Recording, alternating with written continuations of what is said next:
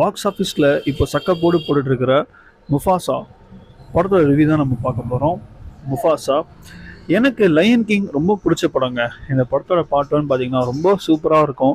Visual எஃபெக்ட்ஸும் சரி, எமோஷனும் சரி, பக்காவாக அந்த படத்தில் நம்மளுக்கு கனெக்ட் ஆகிருக்கும். ஸோ இந்த படம் பார்த்தீங்கன்னா பார்ட் 1 அளவுக்கு இருக்கா அப்படின்னு கேட்டிங்கன்னா இருக்குங்க. பட் எமோஷன் அந்த அளவுக்கு இல்லை. பட் அதோட விஷுவல் எஃபெக்ட்ஸும் சரி, படமாக பார்க்கும்போதும் சரி, பார்ட் 1 அளவுக்கு படம் கண்டிப்பாக இருக்குது. நான் ரொம்பவே என்ஜாய் பண்ணேன் அப்படின்னே சொல்லலாம். நான் ஃபேமிலியோட இந்த படத்துக்கு போயிருந்தேன். ஸோ எனக்கு இந்த படம் பார்க்கும்போது ரொம்ப நல்லா இருந்தது. ஆக்சுவலாக அடுத்தனன்ற மாதிரி தான் இருந்தது. ரொம்பவே சூப்பராக பண்ணியிருந்தாங்க விஷுவல் எஃபெக்ட்ஸும் சரி. படத்தில் வந்து பார்த்தீங்கன்னா நான் தமிழ் டப்பிங்கில் தான் பார்த்தேன். தமிழ் டப்பிங் சூப்பராக இருக்குது. பட் சாங்ஸ் மட்டும் ஒரு மாதிரி இருக்குது. அது யூஸ்வலாக நடக்கிறது தான்.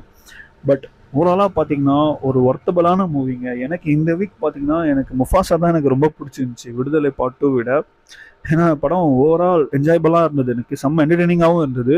ஃபேமிலியோட போய் நீங்கள் பார்க்கணும் அப்படின்னா கண்டிப்பாக அந்த படத்தை நீங்கள் போய் பார்க்கலாம். மிஸ் பண்ணிடாதீங்க. கண்டிப்பாக நீங்கள் என்ஜாய் பண்ண தான் வருவீங்க. See you guys.